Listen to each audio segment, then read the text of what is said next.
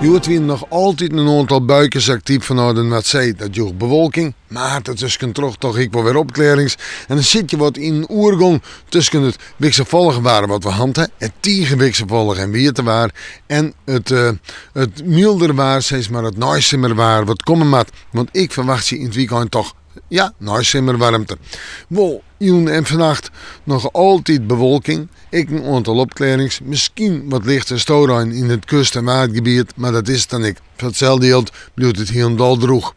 En de temperaturen 10 en 13 graden. De wind uit noord-noordwest, matig in het waardgebied nog vrij krachtig en verder op de provincie net volle wind.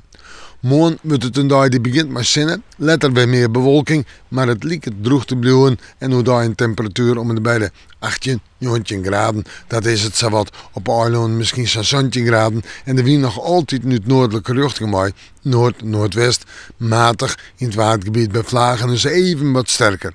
Maar dan beginnen we fruitsen en dan krijgen we de naaisimmerwarmte. Op donderdag hebben we nog een protte bewolking, temperatuur nog zo'n 18 graden. Op vrijdag zo'n 20 graden en warme dag, maar flink wat zinnen. Op sneeuw flink wat zinnen en dan niks zo'n 20 graden.